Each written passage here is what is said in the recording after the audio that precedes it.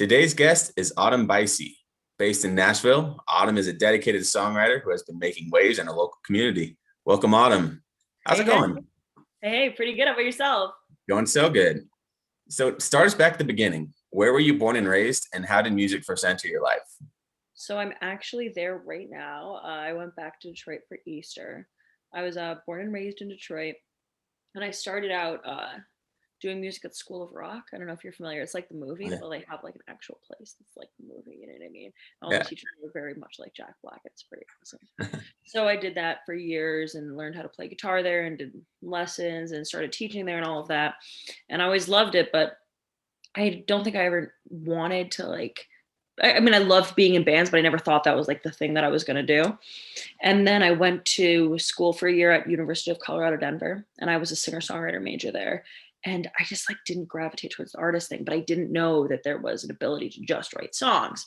And I hadn't been writing songs forever, I had just been playing music. And then once I got to Nashville, I realized that not only can you write songs, but you can write what's commercial. Because previous to that, I mean, School of Rock was all about rock music and new music was bad. You know what I mean? Like everybody hated new music and all modern music was trash. And then once I got to Denver, everything like indie was popular. You know what I mean? So if it was top 40, it was lame. You know what I mean? If it didn't have 14 million seventh chords, it didn't change time signatures, it was lame. So once I got to Nashville, they were like, you know what you grew up on, like all that top 40 stuff, like that's popular, that sells. And I'm like, well, that's what I love. That's what I grew up listening to. I didn't have musical parents. You know what I mean? All we listened to was Radio Disney.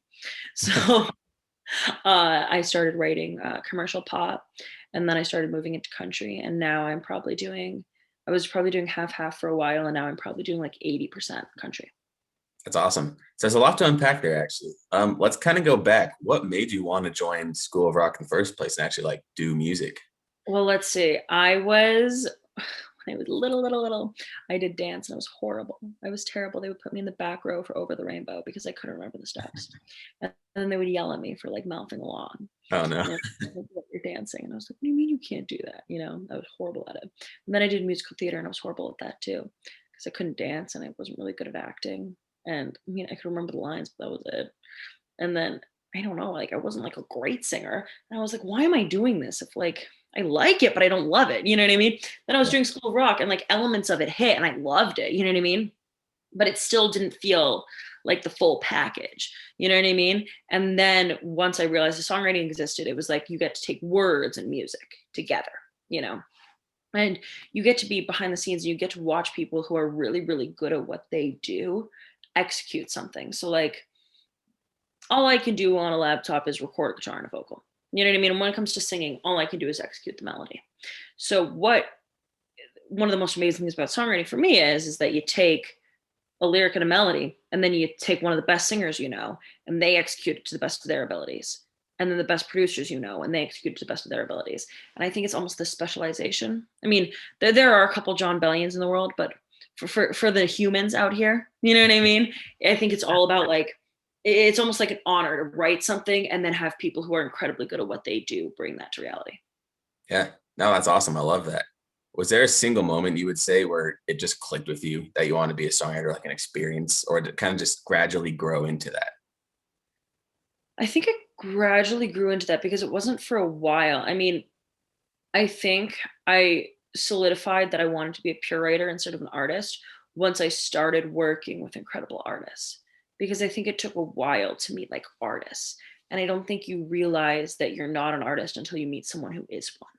Yeah. You know what I mean? And then you're like, oh, that's an artist. Like these are people who just like love to sing, who Right. just like sing all day long and like focus on their voice and all these things. You know what I mean?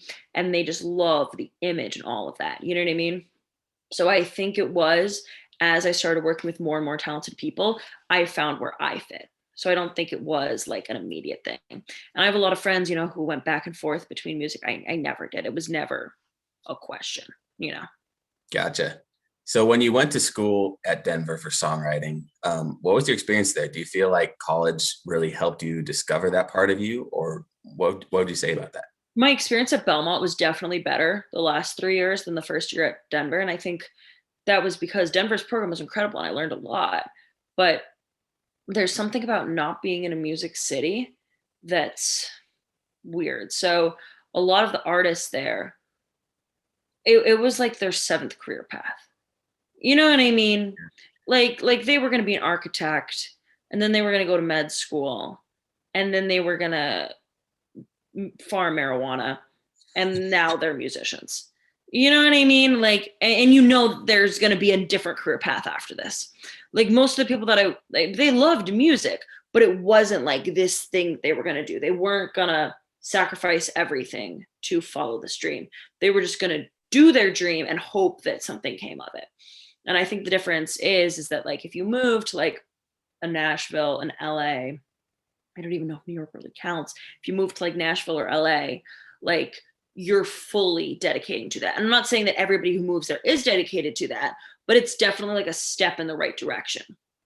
It's saying that I want to do this as more than a hobby, you know? And I think it's fine to keep music as a hobby, but I think that it was really great to come to Belmont and be mingled with all of these people who really care about it. But at the same time, you learn a lot when you graduate from Belmont, because when I was at Belmont, there were a lot of people who were music business majors simply because their families had money and they didn't want to go to college. And if they were going to have to go to college, they're going to major in music business because that sounds like the least painful thing. Yeah. And it has music as a business degree, so their family's happy. You know what I mean? So I definitely still did meet a lot of people who weren't actually full on pursuing music. But I think that something about going to college for music really does solidify how much you want it. And it becomes a really great way to meet people. I mean, I've been out of Belmont for like a year and a half, 2 years, and I'd still say that the vast majority of the people that I write with are from Belmont. That's awesome. So when you work with artists, would you say that there's been a difference between working with the artists who are doing it because that's what they're going to do in life and that's what they want to do, and the artists who just kind of have it as little side hustles, kind of like something just to do for fun? So the frustrating thing about it is I've noticed that talent has no correlation with drive. Some of the most talented people I know are not remotely driven. Some of the most talented people I know have no intentions of being an artist and are just do it for fun, which is infuriating to me, but like happy for them. You know what I mean? Like whatever makes you happy. You do not need to pursue music as a career to have it in your life. But they're definitely, I have met a lot of people who are incredibly driven. And I think they say that like hard work beats talent when talent doesn't work hard. But when talent works hard, you're screwed. Yeah. You know what I mean? That's like the second half of the phrase that people leave out. Yeah. Because in a city like Nashville, there's a ton of talent that's working really hard. So people who just work hard without talent, you don't really stand much of a shot. You know, and I think that's a huge part of it too. Cause I mean, and I've been surprised a few times. Like I remember there was a girl and I was writing with her and I was like, oh, she's a decent writer. And then 2 years later, I wrote with her again and she was still a good writer, you know what I mean? And then she said she was doing an artist project and I was hesitant about it. I was like, oh, congrats, like exciting. And then she showed me one of the songs. It was just phenomenal. So sometimes you get proven wrong, you know what I mean? So like, my God, I mean, me for sure, like definitely like my songs 5 years ago and right now, no comparison. So I think everybody grows. I just think it gets to a point. I don't know if it's a cap, but like you can't teach somebody how to sing like Adele. Yeah. Like you know, I mean, Joe DeCosh, one of my favorite artists to write with. He's this phenomenal R&B singer. He's he's an anomaly example. If you listen to his voice 5 years ago, he'll be the first one to tell you it sucked. And now he's one of the best singers I've met. But it's like a potential thing. Like some people's voices have the potential to reach this level. Some voices just don't have it, you know? But I mean, he's a great example. Like if you'd listened to him 5 years ago, you would have thought nothing of him. And now when you hear him, you'd be like, that's one of the best singers I've ever heard. Yeah. No, it's amazing. I love that perspective. It's definitely interesting to hear about, especially in places like Nashville. There is so much talent. I think places like here in Utah, you can find Yeah. it, but it takes a little more searching. But Yeah, I can only imagine. yeah, but when it's surrounding, it's probably a little different. Yeah, totally. So you're from Detroit. How does Nashville compare to Detroit's music scene? Detroit's music scene's funny. It's very band oriented. There's no artists in Detroit. If you're there's bands in Detroit. And I mean, the level of the instrumentalists is insane. I mean, I'd say like the instrumentalists on average are better than in Nashville because Nashville's just like a lot of singers. You know what I mean? Yeah. Well, they can play GD minor, see if they're lucky. But Detroit, just I mean, phenomenal band scene, very rock influenced. Um, there's a rap scene that I was never part of, but there's like a big rap scene. I don't know, a lot of people in Detroit, again, it's the hobby mentality, but that doesn't mean they're not amazing instrumentalists. I know like there are so many incredible instrumentalists in Detroit. Gotcha. That's awesome. So when you went to Belmont, you started getting into more school songwriting and then you went out into the world. When did you first start writing for other artists? I was writing for other artists maybe as of my junior year, senior year really of Belmont. I mean, it took a while to be like, I'm doing this. Like before I was just writing songs. Like it didn't cross my mind that I was trying to get like cuts with artists. But I think as of maybe like a year ago, I started being very like intentional about rights. Like for example, if you already have 3 singles with an artist and they're not cutting any music for another 6 months, there's no point in writing with them for the next 6 months. And it's not taking the magic out of songwriting. It's just saying, I have enough songs with this person. I don't need to write with them right now. you know or there's some people that like I've desperately wanted to be able to write well with, and I've tried to write well with for so long, and we have just never written well with. At some point I had a friend say, they're like, at some point you just have to stop and realize that like they can be a great songwriter, you can be a great songwriter, they can write great songs with other people, but you guys just don't work together. So recently I've had to be like, okay, Autumn, like you just don't write well with that person, and like we'll get lunch and we're friends and we're homies and I love their music, but like we just don't gel. So I've had to been like, there's no point in that. You know what I mean? And it's frustrating, but you get over it. Yeah. Is that something you've talked with other songwriters about? Like, is that a universal thing across songwriters, do you feel like, or is that kind of just more towards you and some other people, I guess? You can adapt your personality as a pure writer to a certain extent. You know what I mean? Like if I'm with a quieter artist, I'm going to be more energetic usually. If I'm with a more energetic artist, I'm probably going to chill out a little bit. You know what I mean? Like as a writer or as a producer, like you're gonna have to fit your environment. You know what I mean? People call it being fake. I don't think it's being fake. I think it's just adapting your personality. That's being a pure Yeah. writer. You know what I mean? But there's some people that you just cannot physically adapt enough to fit with them, or you don't know how. You know what I mean? Yeah. Like there's some people where I just like, there's also some people that it just took me a while to get on the same wavelength. There was this country artist, phenomenal singer, phenomenal guitarist. And we had to write like maybe 6 or 7 times for me to figure out how to write with him. And then once I finally figured out how to write with him, we'd write great songs. So, you just have to decide, is this something where I'm going to figure it out? Or is this something where it's never going to get better? Interesting. How long does it take you to gauge that, do you think? I've had writes where within 2 minutes, I knew we were going to kill it. And first write, we've written the single. You know what I mean? Easy as pie, so simple. And then I've had writes like that where it took like 7, 8, 10 writes to finally get a good song. So I think it definitely depends, which is a crappy answer. But I also think I'm a big believer in like a coffee says a lot. I used to not be like a proponent of coffees. I would just like to write, you know what I mean? I didn't want to like get coffee and then figure out to write. And I've completely 180'd on that. Like I want to have coffee first every time, because if you're not interesting at coffee, I can't imagine you're going to be interesting in a write. Interesting. Like if you don't have interesting things to say about your life, I can't imagine you're going to have interesting things to write about. So that's been a thing recently, is like getting to know a person. And you're an artist, you know what I mean? As a writer or a producer, you don't need to have this interesting personality, but as an artist, I think you should. You don't have to be crazy, you don't have to be weird, like you just have to have something that goes, oh, that's interesting, I want to hear more about that.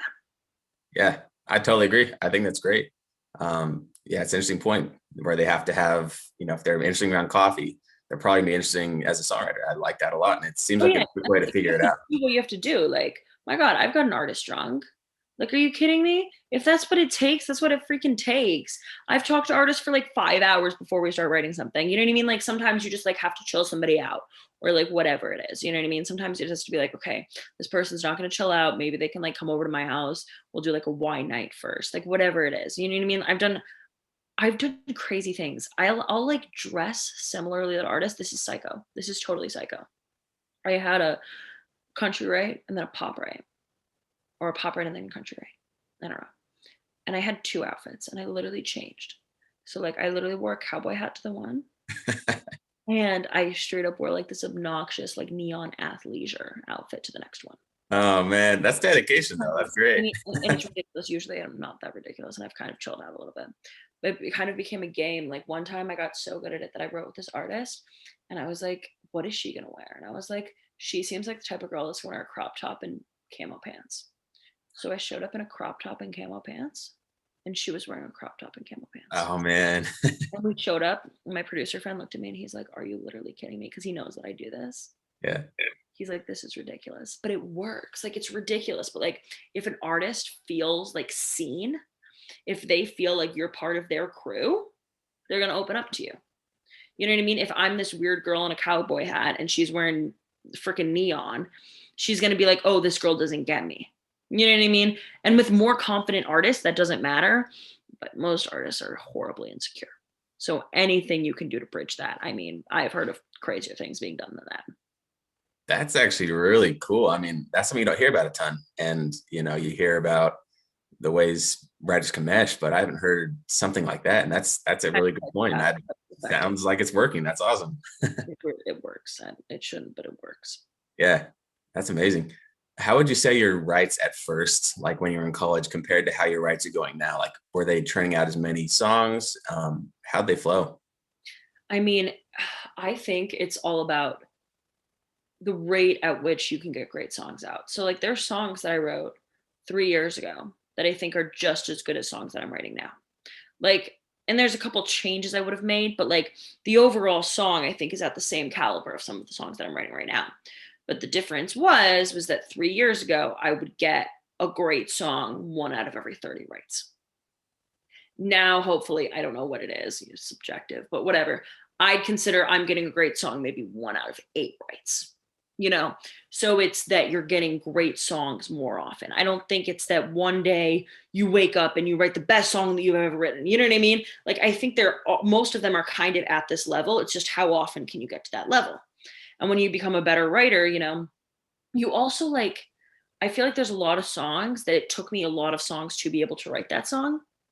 Like I've definitely I had a single come out called Last One Standing, and I've definitely tried to write that song, not that song, but that type of a song maybe like 15 times before I actually wrote that. So when it popped off, when it hit a mill, when it everything, and we had only took 45 minutes to write that. Sure, it only took 45 minutes to write that, but I'd written like 15 other songs in that lane so that once it was time to write that one, I was like ready to write it, you Yeah. know? So I think a lot of people are like, oh my God, I came up with this in the middle of the night. Like, blah, blah, blah. Like, no, you're not putting in all of the thousands of hours that you've put into writing songs and into thinking of that specific idea and to working on those specific ideas and those rhymes and those everythings. You know what I mean? Yeah. Was that your first song that hit over 1 million? Yeah, it hit a million last week. So yeah, that was my first one to break a mill.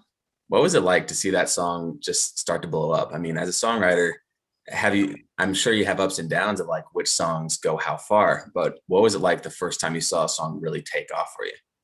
I mean, the crazy thing, like with TikTok, is seeing people engage with it. So, like, my first song that took off like that was called "Depends on a Friend."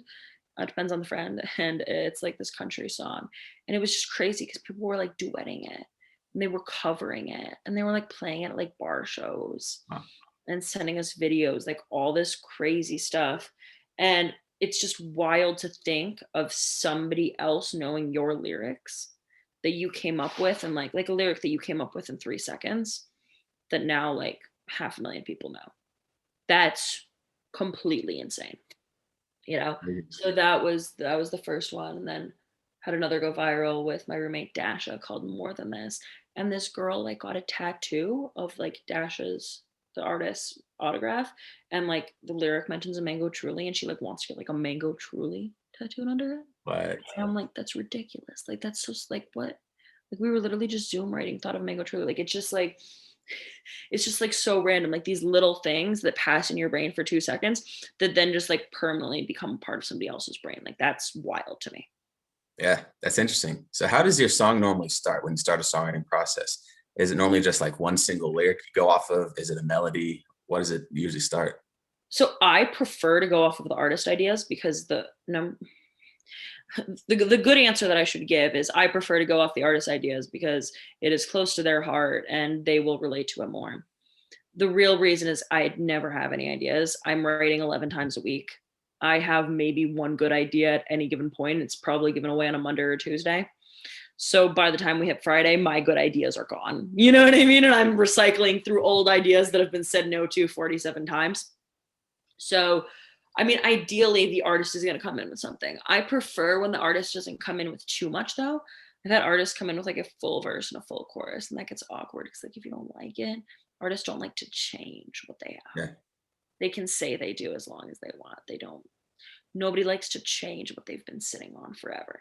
You know what I mean? I love too to like find something interesting in what they're saying. Like the Joe Kosh guy that I mentioned earlier. In my second ever write with him, it was with him and Tony Chetta, and he was talking about how he wanted to write a song about how his mom has cancer. I was like, "Ooh, that's dark," and she's fine now, God bless. But he was like talking about her, and he was saying that he wanted to write like a super general song about it, and I was like, I don't think we should write a general song, you know. And he said, I just can't wait to like for all this to be over, and I can't wait to cry with her. And I'm like, that's a great line. Like, I can't wait to cry with you. So we took that out of what he said, you know what I mean? I mean, I didn't come up with the lyric, I just said that would be a great lyric, and it ended up being the first lyric of the chorus. And then he ended up releasing it and like playing it for her live at a show, and like all the cutest things you've ever seen, you know what I mean?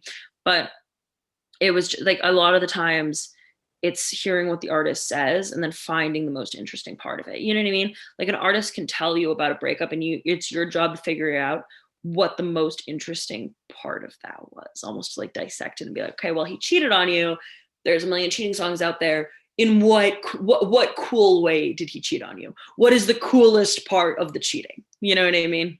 Yeah, that's interesting. So it sounds like the coffee part of your song is actually a part of the songwriting, because you have to have the conversations to get this material from. Yeah, totally. That's interesting. So when you first started, was it hard for you to connect with these artists, or has you always had this natural ability to just get these conversations out of these people? Have you kind of had to learn how to work with people over the years? I think I could connect with girls like that. I think you could put any girl in a room with me and I'd be best friends with her in 30 minutes, just because you know how girls work. Like, all you have to do is ask her about her ex-boyfriend. If you Yeah. ask a girl about her ex-boyfriend, she's your best friend. Like, she will text you about her ex-boyfriend for the next 10 years of your life. Like, the amount of relationship updates I get, and it's just absolutely absurd. You know what I mean? Because you write a song with them and suddenly, like, if you write a song about their one crush, they will text you about that crush for the rest of the time. You know what I mean? Yeah. Um, Guys are a little harder. I don't know. I'm not like a bro girl that's like, oh, me and my only guy friends. You know what I mean? But like, uh, I mean, guys are easier too. Guys will just like write songs. Like, you don't have to get like crazy in their feels. You know what I mean? They'll be like, I want to write a song about this hot bitch I saw at a bar, and I'm like, down, let's do it. Girls will be like, so let me walk you through this night. You know what I mean? Like, guys don't need the emotional attachment that girls do. Girls, like, you need to know like the color of his Jeep. You have to know whether he wears like North Face or Under Armour. Like, you have to know everything about this guy. Like, guys are way simpler, and I love that. Like, guy writes, we talk for like 2 minutes and we write. Girls, they have to like cry first, and then we can talk about writing a song. You know what I mean? Yeah. So So I would you say your writes with guys end up being like a more broad spectrum, and girls end up being more focused on those little details, or how does that go? yeah, I mean, it depends. Like, I try not to write with sad boys because they're pretty annoying most of the time. But like a normal dude, like, for example, okay, country is a good example.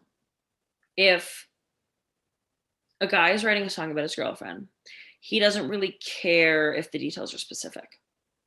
If he makes her French toast or pancakes in the morning, it doesn't matter.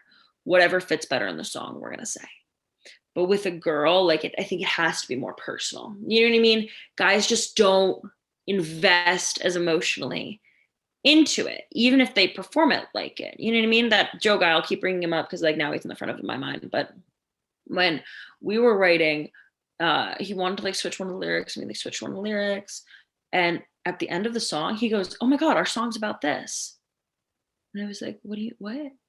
He like did not realize what our song was about until the end of the song, and he was like releasing it as a single.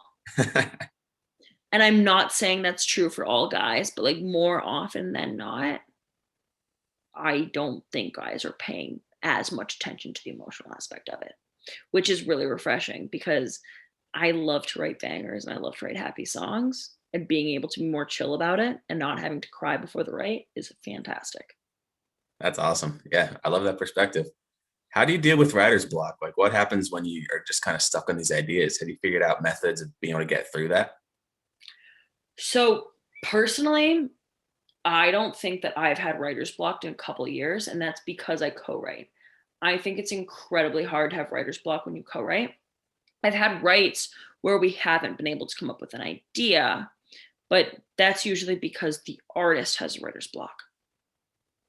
Interesting. Me personally, I don't get it, and it's simply because I'm hardly writing alone. And when I am writing alone, the only time that I'm writing alone is when I have an idea. I don't go, I'm going to write alone, and now I'm going to come up with an idea. I go, I have an idea, so I'm going to write alone. You know what I mean?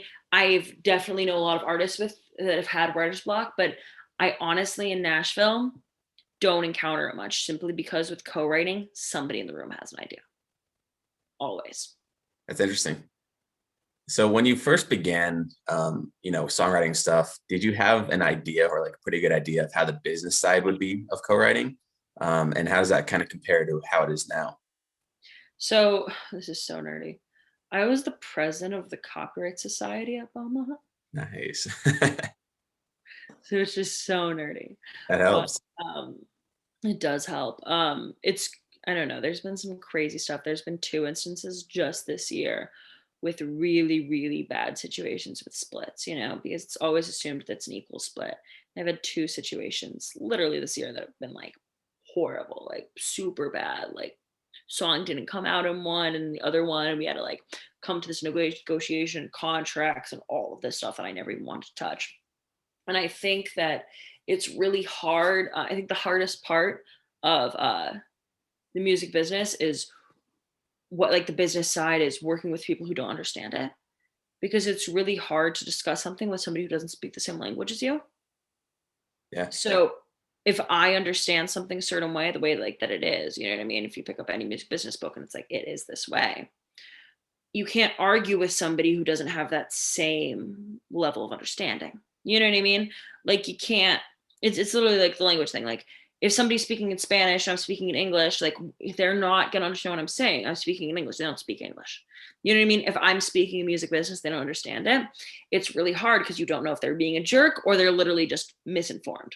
So I think that's the hardest thing. I think people need to know a lot more about the music business. And I think it's really hard to get to know that without taking classes of some sort. You know what I mean? It doesn't have to be college, but there's online courses, there's all of these things. And even more important than like getting screwed over, because I think all you need to do to not get screwed over is not to be an idiot. But I think being ignorant, the issue is people won't want to work with you because they're not sure if you're ignorant or a jerk. But either way, they're not going to want to work with you. So I've seen friends who didn't pay attention to the business side and just get screwed over. And I've seen them say things like friends that I adore say things and they'll tell me about a conversation and I'm like, dude, that's messed up what you said. And they don't even realize it. So it's like really hard to explain. I'm like, I wish I could tell the person they're talking to, hey, they're not a jerk. They literally just don't know what they're talking about. But I don't think there's an excuse to not know what you're talking about. You know what I mean? It's the Yeah. music business. It's not the hardest thing in the world. Interesting. It's not What's one subject that's a part of the music business that you think you wish more people would know about specifically? So like if you were to say, go learn about music business, where would you first send them to learn? Or like, what would you send them to learn? Oh, that's so good. Let me think about that for a second because I just don't want to like spit out the first thing that comes to mind.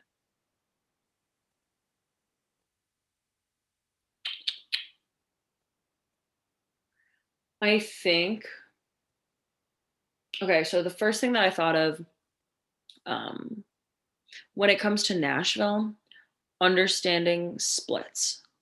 So I can't speak to LA. Nashville is a standard equal split, word for a third. And it is assumed when you walk into the writing room that it is word for a third. Like even if you literally don't pitch a line, you were in that room, you get a third of it. Interesting. And if there's a split after that, I think it's those industry standards. If the producer's going to get a part of it, it's going to come out of the master. It's not going to come out of the music composition.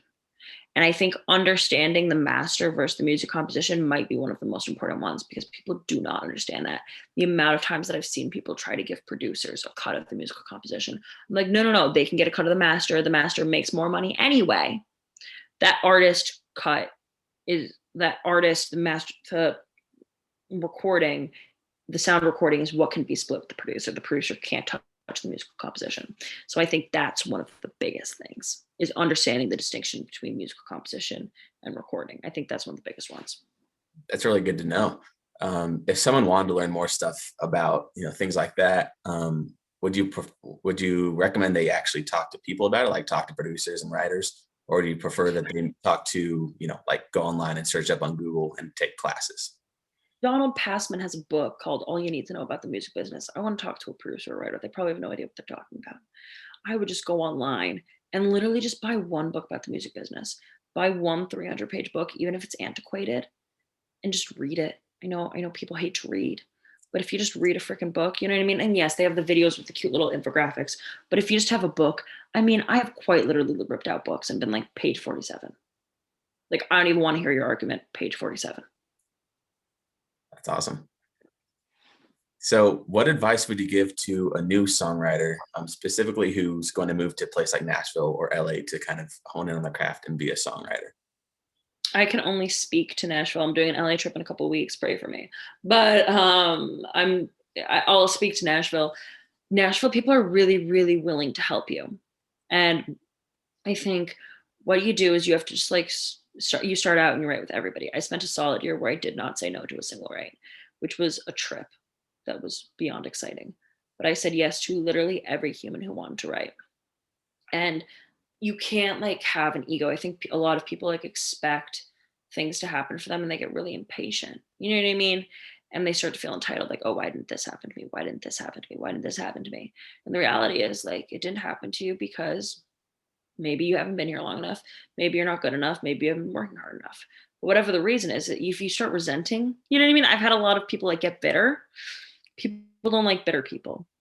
If you're bitter, no one's going to want to work with you. So I think what you have to do is just grind, like you can't be that person who stayed out too late and is hungover and doesn't go to the right. Like, I've showed up to so many rights like so hungover that I threw up in the bathroom. You know what I mean? Like, not cute. Okay, it's not cute, but like you just like have to like show up. You can't be that person who shows up to the right and is having a meltdown about something and just ruins the entire right. You can't be that person who's texting during the right. Like, you have to treat it like a job, and you have to be a good hang. You know what I mean? Like, you have to be the person that will just crack a beer and sit there. You don't want to be the person who's like literally like in and out. You know what I mean? Like, shows up, finishes the song, sprints out of the room. Like, you have to have a relationship with these people, and like you have to be chill. I think if you're chill and you work hard, and it's this weird dichotomy because you have to work really, really, really, really hard, but at the same time you have to be like a total homie. You know what I mean? But that's the game. And I think also, like, from a pure writer perspective, artists who treat the people around them well, it makes a huge difference. Yeah. Okay, if you're a jerk, people will still write with you. They really will. People will say that they won't. No. The amount of jerks I know that consistently write with people all the time, you can be a total loser. And if you're talented, people will still work with you. The difference is that if you're a good person and you're talented, people will go above and beyond for you. The artists I work with that are like grateful and kind and do like little nice things for you, like literally just like asking about your day, like simple things like that. You know what I mean? People will remember that. Your producer will get your single ready in time. You know what I mean? Like, your pure writer will pick up your call at 2 a.m. to fix that bridge. Like, if you treat the people around you well, they will in return treat you well. You know what I mean? And that's like very simple changes. Like, it literally became a game. I would like go see how many rights I could go without like an artist asking, how are you? And that's like ridiculous. Artists literally don't ask that. You know what I mean? Like, they don't, and some of them do, you know what I mean? But like the amount of artists, especially in pop, who live in their own heads, and I get it, you're an artist, but if you stop living in your own head for like 5 minutes, you'd be shocked, Yeah. No, that's a great point. I love what you're saying. And that's something we've heard a lot from artists from Nashville, at least, is how important the hang is. And I think Yeah. kind of that coffee phase, as we put it, that's super important. And I think it's kind of gets underthought a bit of how important it is, but it sounds like it's really one of the key things. No, totally. Totally right. That's awesome. So you mentioned that you wrote with a ton of people who didn't say no for a long time. Um, at what point did you decide to ask for money? Or, I mean, did you do free writes at first, just kind of get your foot in the door? Or what would you say your experience has been with that? And what would you say the experience should be for other artists or songwriters who are doing that? So all I've never heard of a paid co-write. I've heard of maybe with there's been like some scams that I've heard people have done where people like pay for co-writes. But so in that regard, don't really have an answer. But I think when I started like saying yes to only select people, I did that for a year and now it's become okay, so can I help you? Like, am I gonna add to that room? Because there's some rooms where like I'm just not the best fit. Like you need somebody who's more melodically driven. You need somebody with more experience in that genre. You like maybe I'm just literally not the best fit for you. Uh and then like the next question is, do I believe in your talent independent of your success? If you had nothing going for you, would I believe in you? And then I think the next question is, do you have something going for you?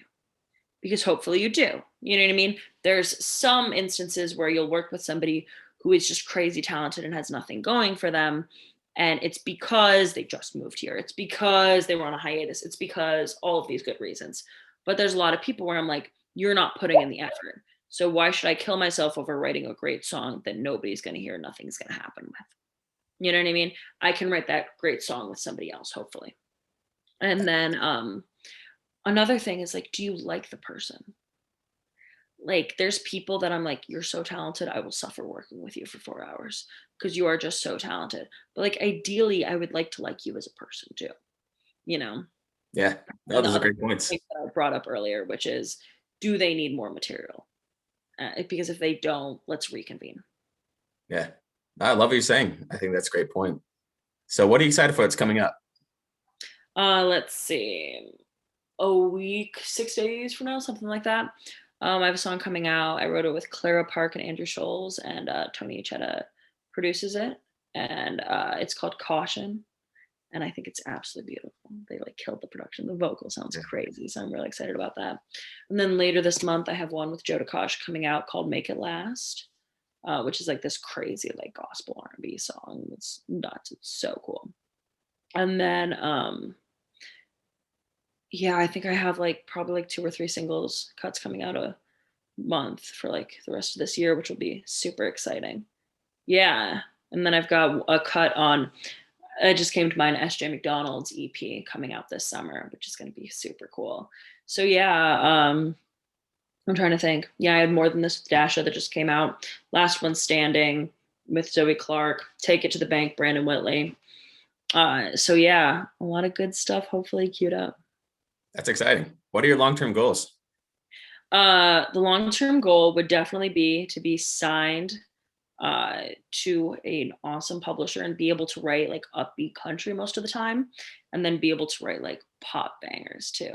I think it would be to be established enough that I can write with like whoever I'm excited about. You know what I mean? That like I could just like get into any of those rooms. And I think definitely one of the goals is like to be, I think I could go on a huge rant about this, but I won't. Like, I think females in Nashville, at least, are definitely very like sad girl. Like, everybody wants to write like sad girl pop, sad girl country. And I just don't think it competes commercially most of the time. And I think when it does, it's an exception. Like, Stay, Rihanna, Every Little Thing, Carly Pierce, those are exceptions to the rule. You know what I mean? And like in general, you know what I mean? Like, Megan the Stallion and Cardi B are proving what hits. You know what I mean? For sure. So I think it's about like writing hits. And I don't think there's been a female in Nashville who's been known for writing bangers. So I think the long term goal would be to be the first female in Nashville known for writing bangers. I Because I think think right now it's like a male market completely, which is fair because girls are just like want to be sad. But no, that's awesome. That's a great goal. And I've heard the songs you've written, or I've heard a few of them at least, and They're super good, and I'm a believer. I think you can do it. I mean, it's just been what, a year and a half since you've been out of Belmont now and writing, and I think you're off to an amazing start so far, and I think you've got Thank you. bigger things coming. So Thank you. yeah, of course. Well, thanks for your time today. I've appreciated My talking to pleasure. you and hearing about your experiences and all that. My pleasure. Thank you for having me.